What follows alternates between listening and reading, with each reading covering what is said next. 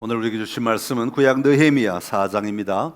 느헤미야 4장 1절에서 14절까지 말씀, 느헤미야 4장 1절부터 14절까지 말씀, 저 여러분이 한 절씩 교독하겠습니다. 산발랏이 우리가 성을 건축한다 함을 듣고 크게 분노하여 유다 사람들을 비웃으며 사마리아 군대 앞에 일러 말하되 이 미약한 유다 사람들이 하는 일이 무엇인가? 스스로 견고하게 하려는가? 제사를 드리려는가?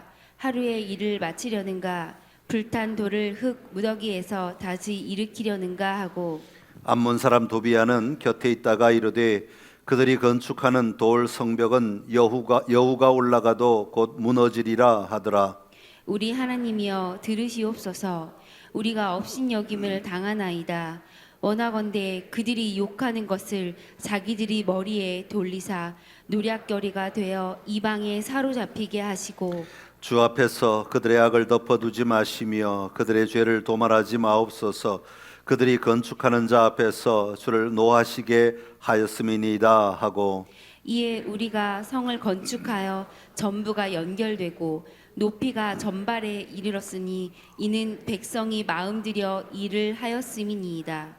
산발락과 도비야와 아라비아 사람들과 암몬 사람들과 아스돗 사람들이 예루살렘 성이 중수되어 그 허물어진 틈이 메꾸어져 간다 함을 듣고 심히 분노하여 다 함께 꾀하기를 예루살렘으로 가서 치고 그 곳을 요란하게 하자 하기로, 우리가 우리 하나님께 기도하며 그들로 말미암아 파수꾼을 두어 주야로 방비하는데 유다 사람들은 이르기를 흙 무더기가 아직도 많거늘 짐을 나르는 자의 힘이 다 빠졌으니 우리가 성을 건축하지 못하리라 하고, 우리의 원수들은 이르기를 그들이 알지 못하고 보지 못하는 사이에 우리가 그들 가운데에 달려 들어가서 살육하여 역사를 그치게 하리라 하고, 그 원수들의 근처에 거주하는 유다 사람들도 그 각처에서 와서 10번이나 우리에게 말하기를 너희가 우리에게로 와야 하리라 하기로, 내가 성벽 뒤의 낮고 넓은 곳에 백성이 그들의 종족을 따라 칼과 창과 활을 가지고서 있게 하고 내가 돌아본 후에 일어나서 귀족들과 민장들과 남은 백성에게 말하기를 너희는 그들을 두려워하지 말고 지극히 크시고 두려우신 줄을 기억하고 너희 형제와 자녀와 아내와 집을 위하여 싸우라 하였느니라. 아멘. 할렐루야. 하나님의 은혜가 이 시간도 여러분 안에 충만하기를 간절히 기원합니다. 하나님이 오늘 이 시간도 우리에게 말씀하시고 우리로 하여금 어떻게 살아야 할지 또 어떻게 재건해야 할지 보게 하시고 알게 하시기를 간절히 기원합니다. 오늘은 에스라와 느헤미야서를 통해 살펴보고 있는 재건 7번째 시간입니다. 돌파, 우리가 지금 자주 사용하고 있는 용어죠. 돌파. 한번 따라할까요? 돌파. 한국교회는 지난 80년대, 1980년대를 지내면서 굉장히 큰 부흥을 경험하였습니다. 많은 사람들이 교회에 찾아오고 교회를 통해 위로받고 삶을 도전하였던 그런 시간이기도 하지요. 그때 한국의 통계상으로는 전 인구의 4분의 1이 기독교인이다 그렇게 말할 정도였죠. 4명 가운데 1명은 기독교인이다. 약 25%가 기독교인이다 그렇게 이야기를 했습니다. 그러다 보니까 기독교인들이 생각하기를 이 땅에 기독교인이 이렇게 많고 어딜 가나 어떤 모임에 가든 학교에 가든 뭐 회사에 가든 어디에 가든 기독교인들이 워낙 있다 보니까 한 가지 착각한 것이 있는데 그게 뭐냐면 우리가 기독교 국가가 되었다라는 생각을 가지게 되었다는 거예요. 그러니까 알게 모르게 공식적으로 선포한 것이 아니라 우리 그리스도인들의 마음 안에는, 기독교인들의 마음 안에는 우리가 기독교 국가를 살고 있는 것 같은 그런 착각을 하게 된 것이죠. 여러분, 기독교 국가라고 느끼게 되면 여러 가지 어려움들이 일어나는데 그게 뭐냐면 첫 번째는 나태해지는 거예요. 당연히 기독교 국가니까 뭐 내가 열심히 예배하지 않고 뭘 하지 않아도 된다는 생각들이 일어나게 되고, 또 하나 일어나는 현상이 뭐냐면 무례함이 일어나요. 우리 사회에 그런 무례함들이 참 많이 일어났어요. 전도를 할 때도 좀 그 사람 받는 사람들의 입장을 전혀 고려하지 않고 그저 우리의 입장에서만 무례하게 다가가는 거죠. 선교를 할 때도 아주 무례하게 우리의 입장, 우리가 가져갈 것, 우리가 하고 싶은 것만 주장하고 갖고 이렇게 다가가 다른 사람을 대할 때도 마찬가지고 내가 그리스도인인데 하면서 아닌 사람들을 이렇게 함부로 대하는 일들도 많이 있었어요. 근데 그때만 해도 워낙 그리스도인들이 많다고 느껴졌기 때문에 사회 분위기상 사람들이 그렇게 반응을 크게 액션을 크게 취하지 않았어요. 그저 한번 눈 한번 흘기고 마는 정도, 그냥 한번 무시하고 마는 정도로 이렇게 넘어갔어요. 그런데 최근 이런 모습에 대해서 외부인의 시선들은 곱지 않다는 것을 우리 모두가 다 느끼고 있습니다. 코로나가 지난 이후로 코로나 기간에만 보더라도 코로나 기간에 직장에 다니는 사람들의 많은 어려움 가운데 하나가 뭐냐 하면 주일날 교회 가지 마라는 것이었어요. 교회 가는 것 자체를 금지하고 아예 그냥 회사에서 법 규칙처럼 만들어가지고 교회 가면 너 사표 내고 가 이렇게 말할 정도로 아주 강력하게 교회 가는 행위 자체에 대해서 거부감을 드러냈어요. 그런데 교회 가는 행위 자체만 거부감을 드러내는 것은 그래도 뭐 조금 이해를 할 수 있다 치지만 교회 가는 것 자체를 넘어서서 그들의 신앙 자체를 아주 폄훼하고 아주 조롱하고 아주 우습게 바라보면서 그 신앙의 모습에 대하여 평가하는 일까지 일어나게 된 것입니다. 그러다 보니까 성도들 안에 이 마음에 위축감이 들게 되고 그 상황 속에서 내가 어떻게 일어나야 될지 회복해야 될지 알지 못하는 사람들은 그 자리에 주저앉는 일까지 일어나게 되었습니다. 아주 굉장히 엄청난 일이라고 할 수 있지요. 그러니까 이런 모든 것들이 우리의 신앙의 삶에 다가오는 위협들로 다가오게 되었다는 것이죠. 처음에는 뭐 그냥 단순히 코로나 때문이겠지라고 생각했지만 이게 시간이 점점 지나면서 이게 아주 굉장히 우리의 신앙 자체를 뒤흔드는 그런 사건으로 이어지게 된 것입니다. 이런 환경 속에서 오늘 이 시대도 코로나가 끝난 지금도 여전히 마찬가지입니다. 이런 환경 속에서 어떻게 그리스도인이 우리에게 다가오는 위협이나 어려움들을 극복하여 하나님의 나라를 세워가며 하나님의 나라를 누릴 것인가 하는 것은 오늘 우리 그리스도인들의 중요한 주제 가운데 하나가 되었습니다. 고민해야 될, 생각해야 될, 또 품고 해답을 찾고 도전해야 될 중요한 주제 가운데 하나가 되었다 하는 겁니다. 오늘 우리가 살펴보고 있는 에스라, 느헤미야 시대도 마찬가지였습니다. 여러분, 이들이 포로로 잡혀가기 전에는 하나님의 택하신 백성들 아닙니까? 한 나라였잖아요. 비록 그들이 우상을 섬기기도 하고 하나님의 말씀을 그냥 안 듣기도 하고 지 마음대로 살기도 하고 그랬지만 어쨌거나 한 나라 안에서 하나님의 택한 백성이라는 그런 자부심을 가지고 살아가던 그런 사람들이었습니다. 그런데 포로로 잡혀갔다가 돌아와서 보니까 이제 이 현장의 상황이 완전히 바뀐 거예요. 자기들이 여전히 하나님의 백성이라고 우기며 살아가고 싶은데 환경은 이미 많이 달라져 있는 거예요. 사마리아 사람들이 그 땅을 차지하고 있고 지배하고 있고 계속해서 충돌이 일어나고 계속해서 어려움들이 일어나는 상황을 직면하게 된 것입니다. 이런 낙담할 수밖에 없는 상황 속에서 느헤미야와 유대 귀환자들은 어떻게 이런 문제들을 이겨내고 있는가, 어떻게 이 상황들을 돌파하고 있는가 하는 것을 오늘 좀 살펴보려고 하는 겁니다. 왜냐하면 그것이 곧 오늘 우리가 처한 문제와 동일한 상황, 동일한 문제이기 때문에 그렇습니다. 오늘 본문의 말씀을 우리 삶에 비춰보면서 우리가 이 세상 속에서 참된 삶을 위해 어떤 돌파가 있어야 하겠는가 다시 한번 발견하고 도전하는 은혜가 오늘 선창의 모든 가족들 안에 있기를 간절히 기원합니다. 자, 그렇다면 먼저 우리가 좀 살펴볼 것은 돌파라는 단어를 좀 살펴봐야 합니다. 돌파라는 말의 의미는 뭡니까? 어려움이나 장애물 같은 것을 헤치고 나아가는 것을 돌파라고 합니다. 그러니까 어려움이 없고 장애물이 없으면 사실 돌파라는 말을 쓰기가 참 어렵죠. 아무 제약도 없고 내 마음대로 다 할 수 있고 내가 하고 싶은 대로 다 할 수 있으면 돌파가 필요 없습니다. 그냥 하면 되는 거예요.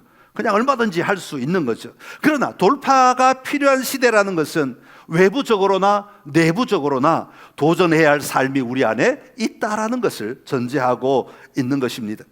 우리 삶에 어려움도 있고 낙심될 일도 있고 위험할 일도 있는 그곳을 우리는 뚫고 돌파하여 마침내 우리가 가야 할 그곳을 바라보며 나아가야 하는 것, 이것이 돌파라고 말하는 겁니다.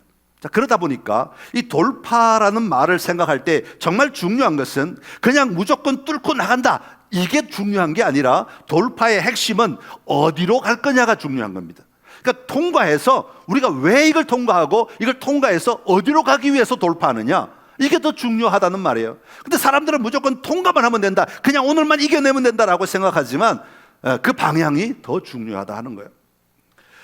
성경은 어떻게 돌파의 방향을 이야기하고 있을까 생각하다가 히브리서 말씀이 생각이 났어요. 히브리서 12장 2절에 보면 이런 말씀이 나옵니다. 우리 한번 같이 읽어볼까요?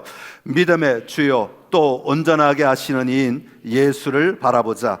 그는 그 앞에 있는 기쁨을 위하여 십자가를 참으사 부끄러움을 개의치 아니하시더니 하나님 보좌 우편에 앉으셨느니라. 아멘. 우리가 어떻게 돌파해야 되는가? 예수님을 보면 알 수 있죠. 예수님이 샘플이 되시니까 히브리서 12장 2절에는 예수님께서 돌파하셨다 그래요.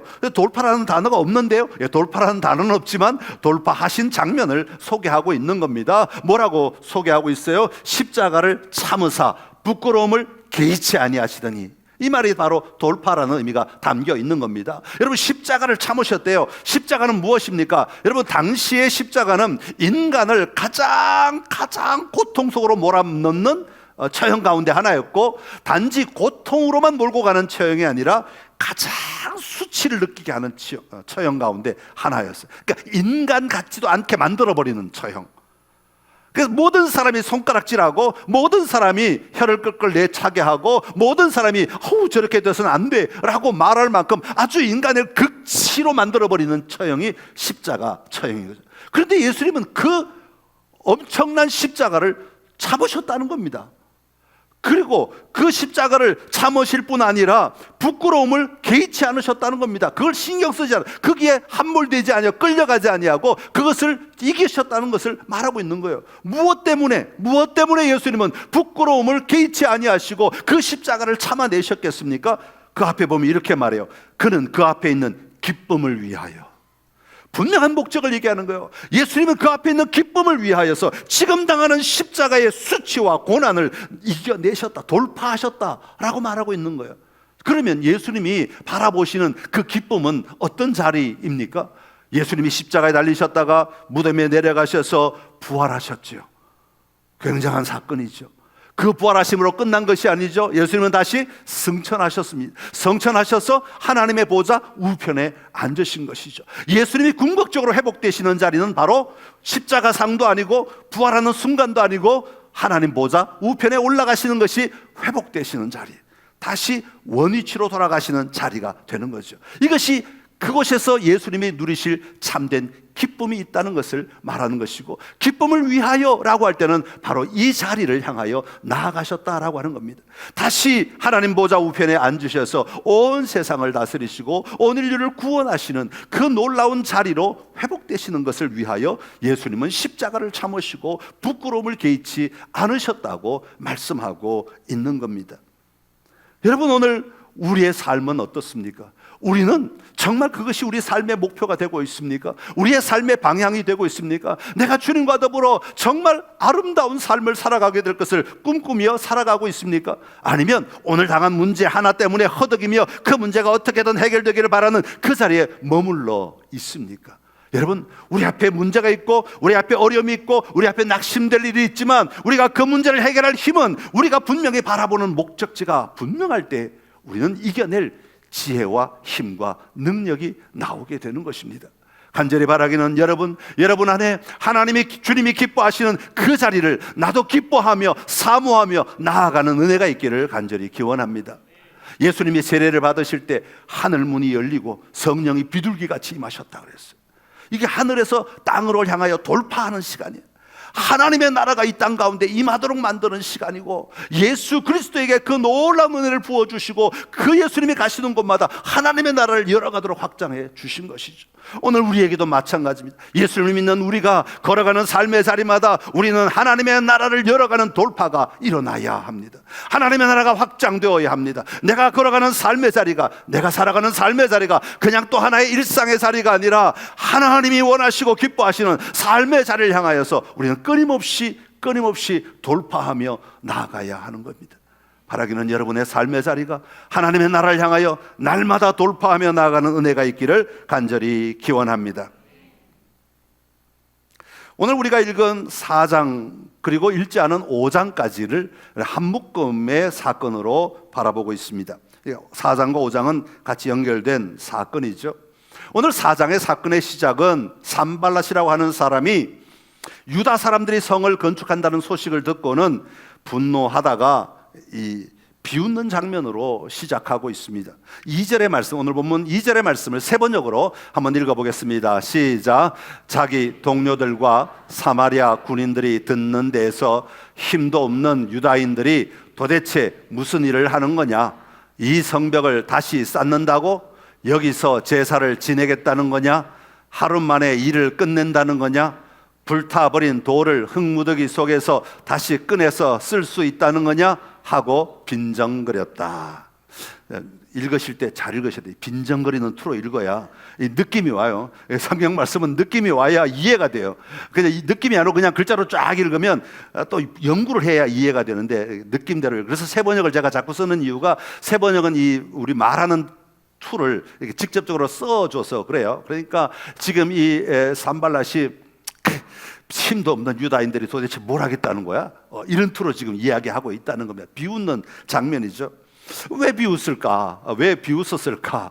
가만히 생각해 보면 깔보기 때문에 먼저 비웃었겠지요. 깔보기 때문에 비웃었기도 하고 무시했기 때문에 포로에서 돌아온 자들이 뭔 대단한 일을 할 수 있겠어? 저 다 불타버린 성을 도대체 어떻게 지들이 세우겠다는 거야? 저 돌무게 하나가 얼만데 돌을 지들이 어떻게 다시 이렇게 세울 수 있다는 거야? 이런 투로 생각을 했을 거예요. 그래서 그들의 현황을 가지고 비웃었을 것이고, 또 하나는 제가 본문을 읽다 보니까 첫 번째 이런 내용이 나와요. 자기 동료들과 사마리아 군인이 듣는 데에서 이 말을 했다는 거예요. 그러니까 자기 앞에는 야 전쟁 치러서 우리가 이기자 딱 이렇게 의시되고 싶은 마음이 있지 않았겠어요? 야 나를 따르라, 내가 나가서 다 물리치겠다, 그런 마음이 있으니까 당연히 자기 군인들 앞에서는 야 걔들 아무것도 아니야, 걔들이 뭘 성을 짓는다고 그래, 걔들이 어떻게 돌이나 끊을 수나 있겠어, 걔들이 뭘 하나를 할 수 있겠어. 그러면서 자기 군인들 앞에서 좀 이렇게 뻐기는 장면, 의시되는 장면, 이런 것들이 좀 보이는 것 같아요. 하여튼 어찌되었건 간에 지금 이제 유다인들의 성벽을 건축하려는 것을 무시하고 업신여기는 장면으로 시작합니다. 거기다가 암몬 사람 도비아가 한술 더 뜨죠. 3절에는 이렇게 말합니다. 3절 세 번역으로 한번 읽어보겠습니다. 그의 곁에 서 있는 암몬 사람 도비아도 한마디 거들었다. 다시 싸우면 뭐랍니까? 돌로 성벽을 쌓는다지만 여우 한 마리만 기어 올라가도 무너지고 말 것입니다. 야, 이건 좀 더하죠. 여우 한 마리만 올라가도 그 다 무너질 겁니다. 그러니까 아주 무시하는 말이기도 하고 업신여기는 말이기도 하지만 바꾸어 생각하면 위협하는 말이기도 합니다. 여우 한 마리만 올라가도 다 무너지는데 우리 같은 사람들이 탁 무너뜨리면 이건 순식간에 박살날 겁니다. 이런 의미를 담고 있는 겁니다. 그러니까 아주 이 그냥 위협, 유다인들에게 너희들 성 지어봐야 아무 소용없어, 성 지으려고 하지마, 성벽 쌓으려고 하지마, 우리가 올라가면 그냥 한순간에 다 끝내버릴 거야, 이런 위협을 함께 담고 있는 겁니다. 그러니까 지금 이 유대인들은, 성벽을 쌓으려는 유대인들은 이런 조롱과 위협과 이런 모든 것들을 지금 막 듣고 있는 상황 속에서 지금 서 있는 겁니다. 그런 그들을 향해서 6절에 보면 느헤미야는 계속해서 성을 쌓게 하고 격려하고 마음을 모으고 독려하여서 성벽을 쌓아가게 되는 것이죠. 비록 완성은 하지 못했지만, 반밖에 세우지 못했지만 성벽을 다 이어가는 그런 엄청난 일을, 결과를 만들어내는 거죠. 어떤 협박에도 조롱에도 굴복하지 아니하고 돌파하여 마침내 이루어야 될 일들을 이루어가는 자리로 나아가게 되었다 하는 겁니다. 자, 그렇게 되자 1절부터 6절까지가 한 대목이고 한 스토리이고 7절부터 9절까지가 다른 스토리입니다. 7절에 보면 산발랏과 도비아가 오히려 더 큰 위협을 가져오는 것을 볼 수 있어요. 뭐라고 말하는 거니까 아라비아 사람들과 암몬 사람들과 아스도 사람들이 예루살렘 성이 중수되어 그 허물어진 틈이 메꾸어져 간다 함을 듣고 다 함께 꾀를 모았다. 그래서 예루살렘을 치자 이렇게 하는 거예요. 다시 말하면 예루살렘을 중심에 두고 이 사방의 사람들이 다 모여서 함께 성을 치자. 그러니까 동서남북으로 같이 몰려들어서 성을 치면 이 성은 무너지게 될 것이다. 도가내던 쥐처럼 만들겠다. 그렇게 위협하고 있는 겁니다.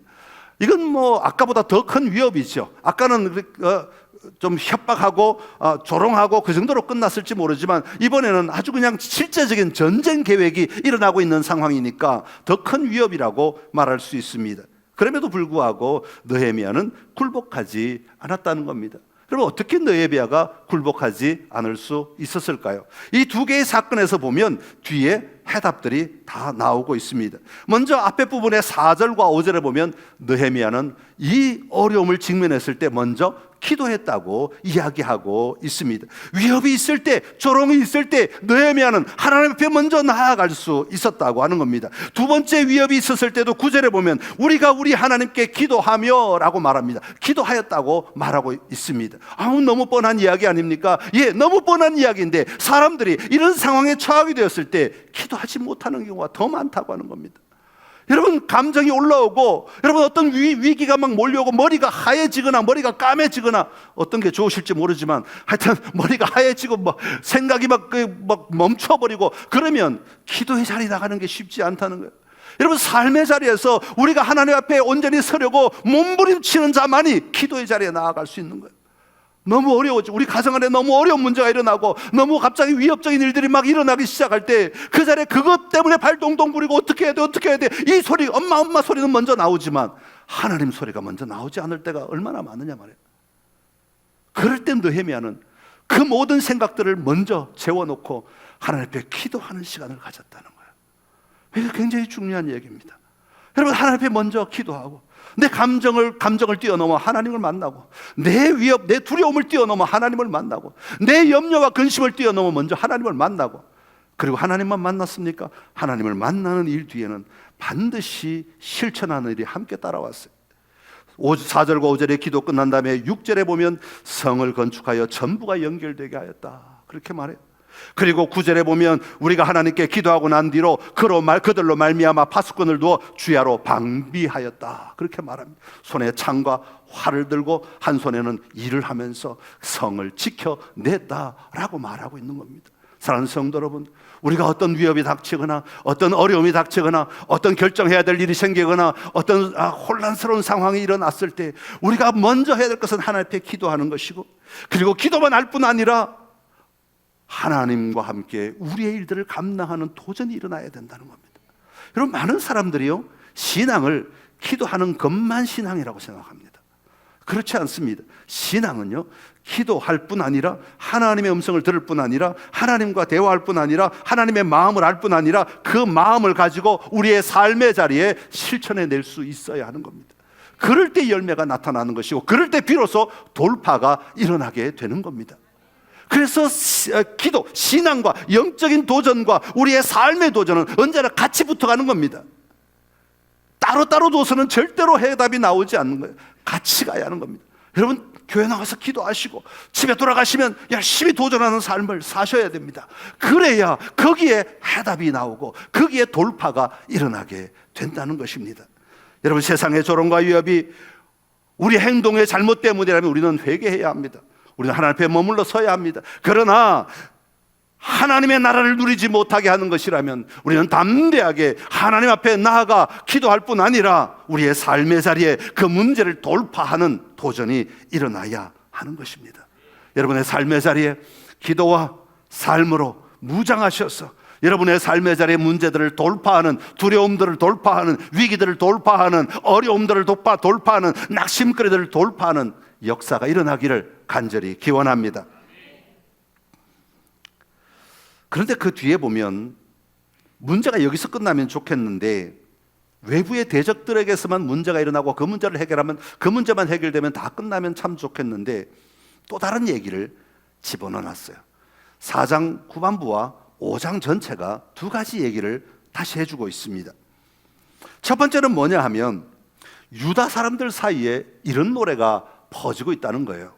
그게 뭐냐면 10절의 말씀입니다. 우리 10절 세 번역으로 한번 읽어보겠습니다. 시작. 그런데 유다 사람들 사이에서 이런 노래가 퍼지고 있었다.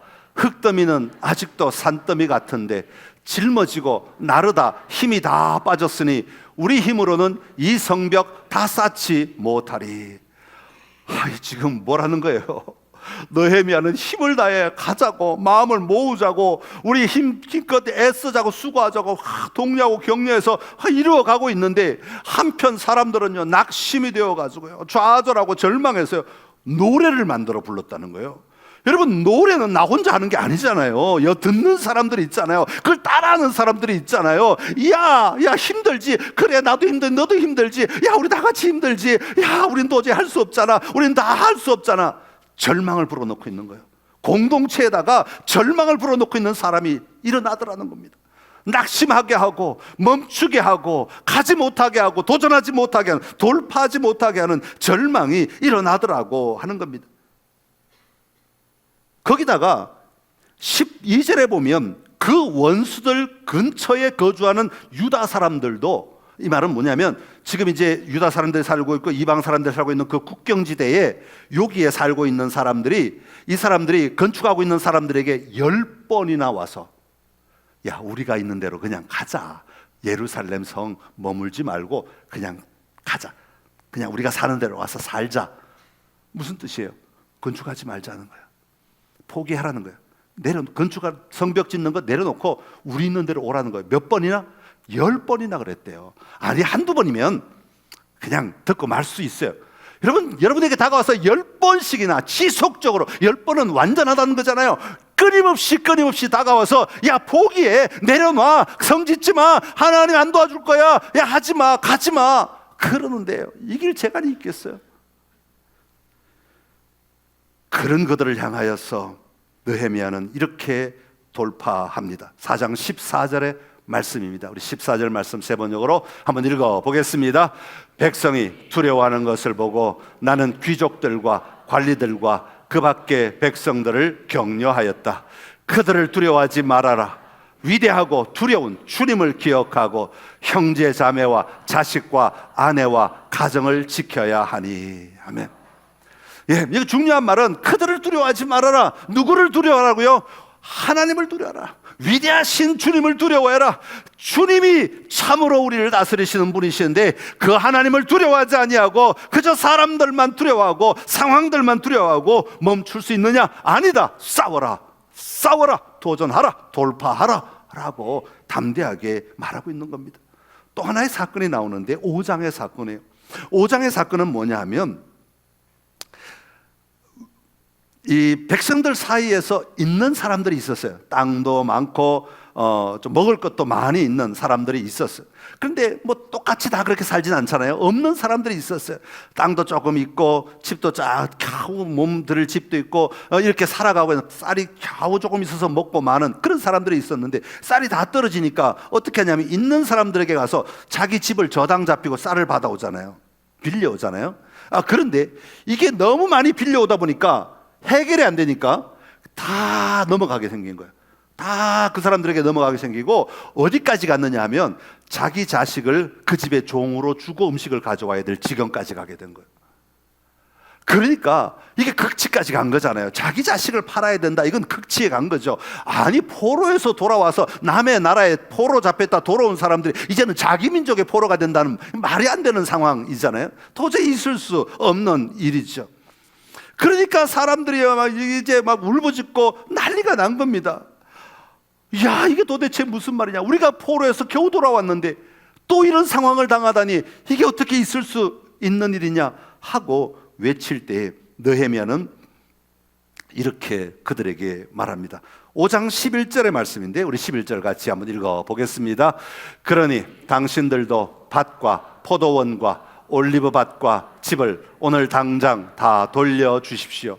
돈과 곡식과 새 포도주와 올리브 기름을 구워 주고서 받는 비싼 이자도 당장 돌려주십시오. 아멘. 하나님이 원하지 않는 것이다. 하나님이 기뻐하지 않는 것이다. 당장 다 돌려줘라. 당장 다 돌려주고 하나님이 주신 삶으로 살아내라라고 요청하고 있는 겁니다. 사랑하는 성도 여러분, 지금 이들은 사마리아 사람의 방해 속에서 어려움을 겪고 있는 중입니다. 그런데 그런 상황에서 이들 내부에서 이런 일들이 일어났다라고 말하고 있는 겁니다. 여러분, 밖으로는 전쟁 중인데 왜 내부 안에서 이런 낙심하게 하는 일들이 일어나겠습니까? 이건 다 신앙의 차이 때문에 일어난, 하나님을 얼마나 신뢰하느냐, 하나님을 얼마나 바라보느냐, 하나님을 얼마나 인정하느냐, 그렇지 못하냐의 차이에서 나오게 된 것이라고 보여집니다. 하나님을 신뢰하지 못하니까 겁에 질려 있는 사람들이 노래를 만들고 사람들을 그 절망 속으로 끌고 가게 되는 것입니다. 그저 종교적인 형식만 남아있고 참된 믿음의 능력은 잃어버린 사람들의 모습을 보여주고 있습니다.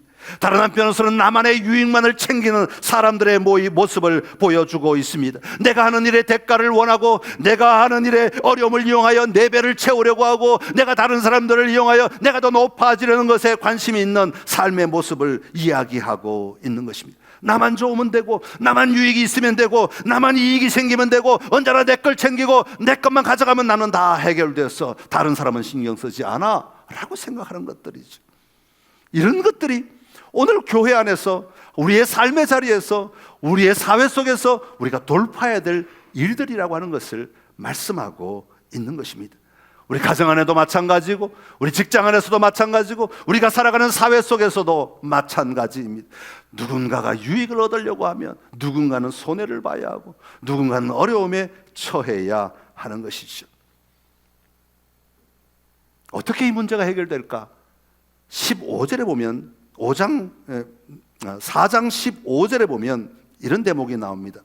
우리의 대적이 우리가 그들의 의도를 눈치챘다 함을 들으니라, 그렇게 말해요. 이게 무슨 말이냐면, 사마리아 사람들이 우리가 그들이 이런 생각하고 있는 것, 우리를 낙심하게 하고 절망하게 하는 것을 다 알게 되었다 하는 소식을 듣게 되었다, 다 알게 되었다는 것을 듣게 되었다, 이렇게 얘기하는 거죠. 그럴 때에 뒤에 보면 하나님이 그들의 꾀를 패하셨다, 그렇게 말해요. 다시 말하면 우리가 깨어서 하나님 앞에서 이 문제들의 진실을 파악하고 우리가 무엇을 돌파해야 될지를 분명히 인식하고 파악하고 알고 도전하려고 할 때 하나님이 도우신다는 겁니다. 하나님이 그들의 꾀를 패하셨다라고 말하고 있는 거예요. 여러분, 우리의 삶과 하나님의 일하시면 같이 가는 겁니다. 우리는 아무것도 안 하고 있는데 하나님이 일하시기를 기대한다? 그걸 무슨 심부라고 그러던데, 하여튼 그건 맞지 않는 말이에요. 우리가 깨어 있을 때, 우리가 오늘의 삶의 자리를 분명히 바라보고 우리가 무엇을 해야 하는지를 우리가 인식하며 살아가고 있을 때, 하나님은 그 사람들 가운데 일하셔서 하나님이 그들이 하나님의 나라를 누릴 수 있도록 만들어 가시는 역할을 하신다고 하는 것을 말해주고 있는 겁니다. 여러분, 오늘 우리 가정 안에, 우리 삶의 자리에 다시 한번 하나님의 일하심을 바라보는 은혜가 있기를 간절히 기원합니다. 무엇이 낙심이 되십니까? 무엇이 여러분을 절망하게 하십니까? 무엇이 여러분을 위협하고 있습니까? 여러분, 그 상황 속에서 어떻게 돌파해야 하겠습니까? 다시 한번 오늘 느헤미야가 하는 말씀들을 통하여서, 느헤미야가 보여준 삶의 자리를 통해서 다시 한번 우리의 삶의 자리에 분명하게 하나님의 기뻐하신 일들을 향하여서 돌파하심으로 하나님의 승리를 보는 은혜가 여러분의 삶의 자리에 충만하기를 간절히 기원합니다. 기도하겠습니다. 참 좋으신 우리 하나님 아버지, 은혜를 감사합니다. 우리를 사랑하여 주시고 자녀 삼아 주시고 우리를 하여금 언제나 동행하시어서 하나님의 기쁨을 누리며 살아가게 하여 주시니 감사합니다. 하나님, 우리가 늘 깨어있기를 원합니다. 하나님의 기쁨을 바라보며 오늘도 달려가는 삶이 되게 하여 주시옵소서. 아버지 하나님, 그럴 때 우리의 삶의 자리에 여전히 위협도 있고 어려움도 있고 낙심거리도 있고 절망할 거리도 있지만 그것에게 함몰당하지 아니하고 그것에게 끌려다니지 아니하며 돌파할 수 있는 지혜와 능력으로 역사하여 주시옵소서. 가정의 삶의 자리에, 직장의 삶의 자리에, 사회 속에서의 삶의 자리에 우리가 감당해야 될 일들이 무엇인지를 분명히 바라보게 하시고 깨어있는 은혜를 허락하여 주옵소서. 하늘의 지혜를 부어 주시어서 우리의 삶의 자리에 하나님의 나라가 확장되도록 축복하여 주시옵소서. 예수님의 이름으로 기도드리옵나이다. 아멘.